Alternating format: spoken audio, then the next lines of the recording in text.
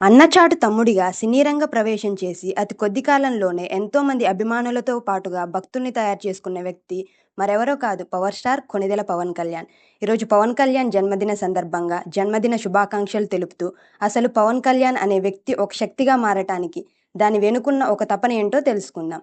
తన మొట్టమొదటి సినిమా అరంగేటం చేసినప్పుడు కేవలం చిరంజీవి తమ్ముడు కళ్యాణ్ బాబుగా, అక్కడమ్మాయి ఇక్కడబ్బాయి సినిమాతో రంగప్రవేశం చేసి తర్వాత గోకులంలో సీత, తొలి ప్రేమ, తమ్ముడు, ఖుషి, బద్రి సినిమాలతో సినిమా రంగంలోని నటనలో కొత్త పోకడకు, కొత్త రకమైన యాక్టింగ్కు తన యొక్క మార్కు చూపించి తిరుగులేని ఫ్యాన్ బేస్ ఏర్పరచుకున్న నటుడు సినీ రంగంలో ఎవరైనా ఉన్నారంటే అది కేవలం పవన్ కళ్యాణ్ సొంతం.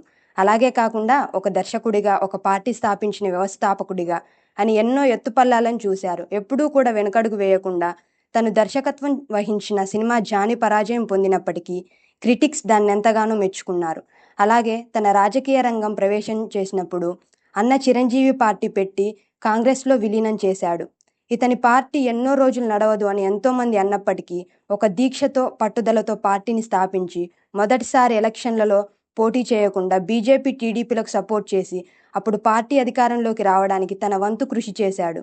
తదుపరి తను ఒంటరిగా ఎలక్షన్లో పోటీ చేసి తన పోటీ చేసిన 2 అసెంబ్లీ స్థానాల నుంచి ఓడిపోయినప్పటికీ గెలుచుకున్న ఒకే ఒక ఎమ్మెల్యే పక్క పార్టీలోకి వెళ్ళినప్పుడు ఎంతో నిబ్బరంగా ప్రజల కోసమే, తన రాజకీయాలకు తన కోసం కాదని, ప్రజాసేవ కోసం వచ్చాను అని ప్రజల్లో తిరిగి కూటమి ప్రభుత్వం అధికారంలోకి రావటానికి తనకు కేటాయించిన సీట్లను కూడా తగ్గించుకొని ప్రజల కోసమే పాటుపడి ఈరోజు ఆంధ్రప్రదేశ్ రాష్ట్రానికి డిప్యూటీ ముఖ్యమంత్రిగా తన వంతు కర్తవ్యాన్ని నెరవేరుస్తున్న వ్యక్తి పవర్ స్టార్ పవన్ కళ్యాణ్.